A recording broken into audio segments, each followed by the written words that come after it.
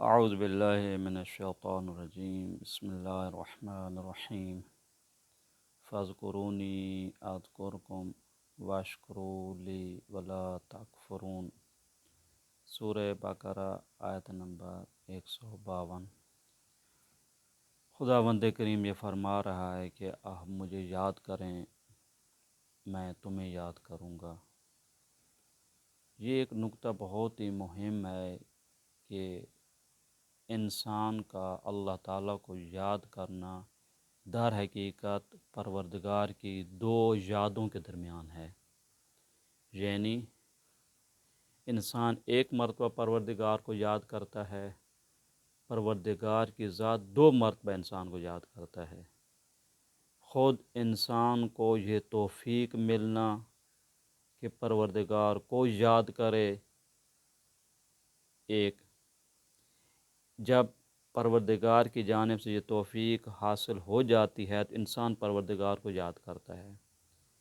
اس پروردگار کو یاد کرنے کے بدلے میں پروردگار کی جانب سے پھر انسان کو عنایت شامل ہوتی ہے۔ یعنی انسان کا یاد کرنا اللہ تعالیٰ کو، خود پروردگار کا انسان کو دو یادوں کے درمیان ہے۔ پس توفیق خدا کی جانب سے، پہلے خدا نے انسان کو یاد کیا، یعنی انہیں توفیق دی کہ وہ خدا کو یاد کرے۔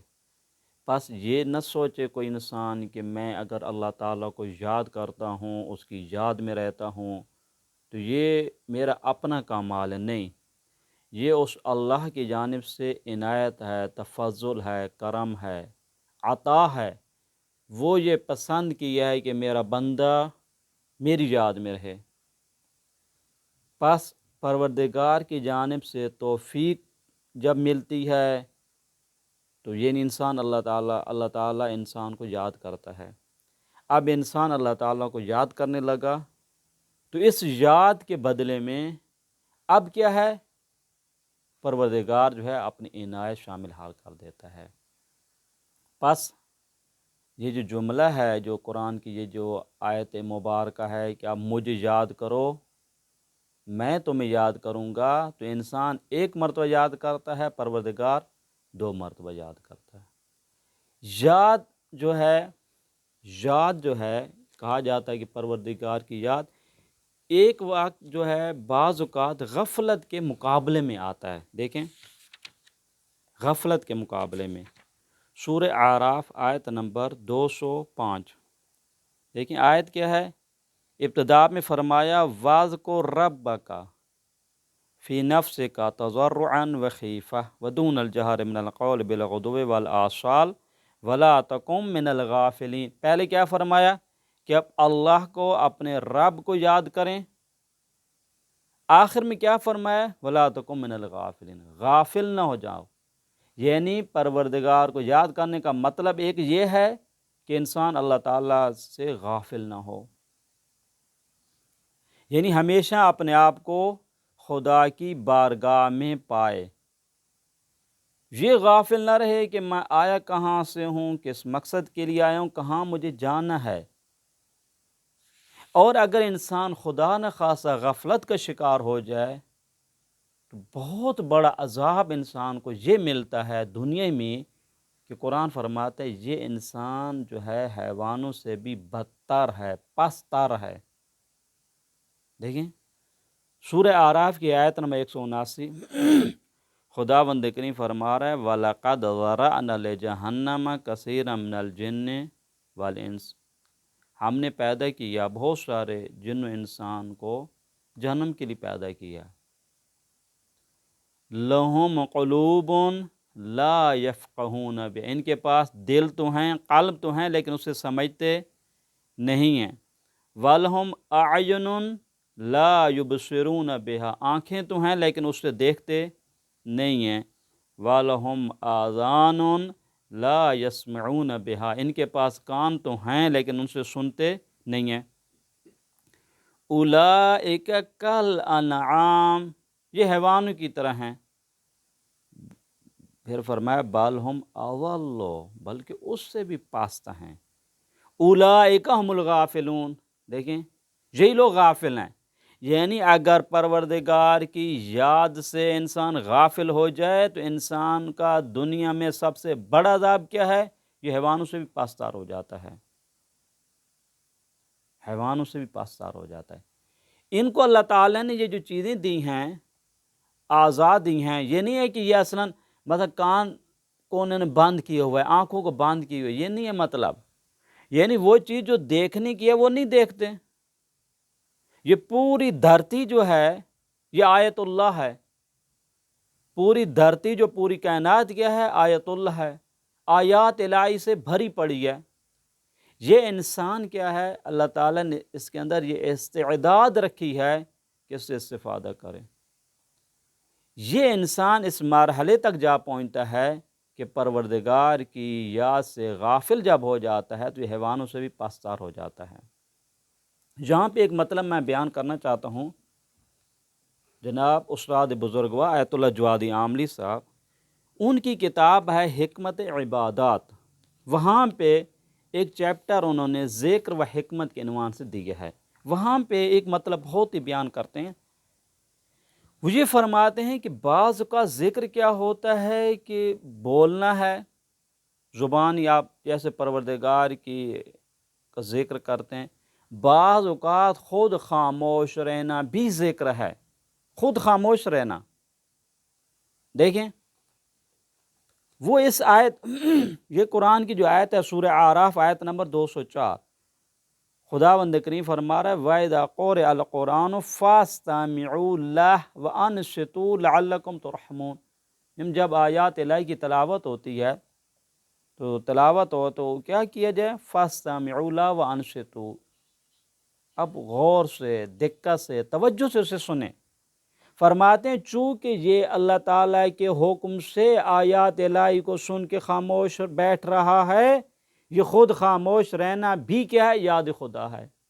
جس طریقے سے آیات الہی کی تلاوت کرنا یہ یاد الہی ہے، اسی طریقے سے آیات الہی کو غور سے سننا بھی یاد خدا ہے۔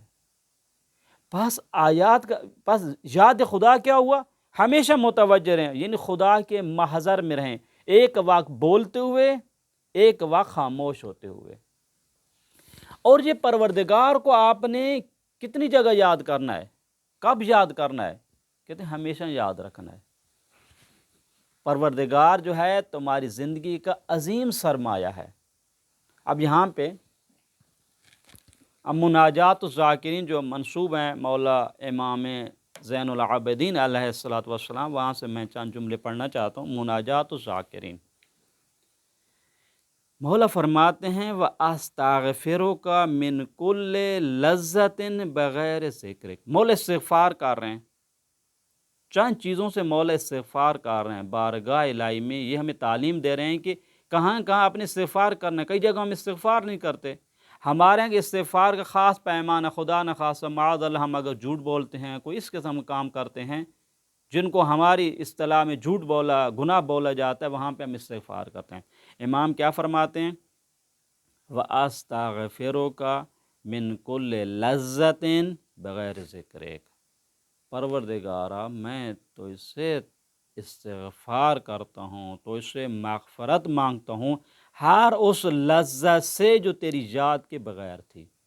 میں لذت میں مگن تھا، مشغول تھا، لیکن تجھے بھول گیا تھا یا تجھ سے غافل تھا، چونکہ ذکر جو ہے یاد خدا غفلت اور نسیان دونوں کے مقابلے میں آتا ہے۔ اب یہاں پہ کیا ہے؟ پروردگارہ میں اس لذت سے، وہ لذت جو تیری یاد کے بغیر تھی، تو اسے استغفار کرتا ہوں۔ وَمَن كُلِّ رَاحَةٍ بغیر انسک، ہر اس آسانی سے، آسائش سے، جس آسائش سے میں تجھ سے مانوس اور انس نہیں کر سکا ہوں۔ آسائش تو ملی تھی، میں مزے تو لے رہا تھا، لیکن تجھ سے میرا ارتباط نہیں تھا۔ پھر مولا فرماتے ہیں میں استغفار کرتا ہوں وَمِن كُلِّ سُرُورٍ بغیر ہر اس مسرت سے، ہر اس خوشی سے جو خوشی مجھے تیرے قریب نہیں کر سکی۔ وَمِن كُلِّ شُغْلٍ بغیر طاعتک، ہر اس کام سے جس میں تیری اطاعت نہیں تھی، میں کاموں میں مشغول رہا، مختلف دندوں میں لگا رہا، لیکن پروردگار تیری اطاعت نہیں تھی، ان تمام چیزوں سے میں استغفار کرتا ہوں۔ دیکھیں پھر مولا ابتدا میں کیا فرماتے ہیں، الہی فَأَلْهِمْنَا ذِكْرَكَ، تو مجھے الہام کر اپنی یاد کے۔ یعنی اگر انسان پروردگار کی یاد میں رہتا ہے تو یہ الہام ہے پروردگار کی جانب سے۔ اگر ایک انسان، اور سب سے بڑا عذاب جہاں انسان حیوانیت سے بھی نیچے گر جاتا ہے، ایک عذاب یہ ہے کہ انسان کو خداوند کریم اس کے حال پہ چھوڑ دے، یہ بہت بڑا عذاب ہے۔ اس کو اتنی نعمتیں پہ نعمتیں پہ نعمتیں مل رہی ہیں، لیکن یہ پروردگار سے غافل ہوتا جا رہا ہے، دور ہوتا جا رہا ہے، دور ہوتا جا رہا ہے، یہ بہت بڑا عذاب ہے۔ اور اللہ تعالیٰ کو یاد کرنا یہ خود ایک نعمت پروردگار ہے۔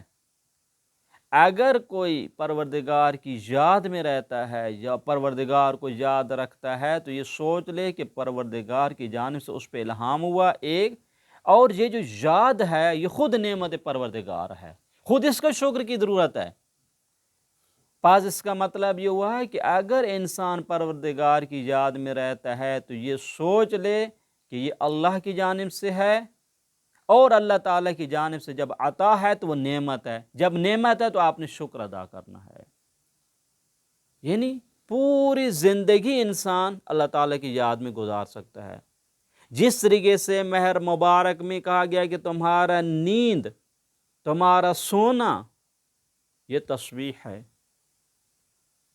بھئی آپ سو رہے ہیں، غیر ارادی عمل ہے، سو رہے ہیں، سانس لے رہے ہیں، کہتے ہیں سارے کام یہ کیا ہیں، عبادت میں لکھے جا رہے ہیں۔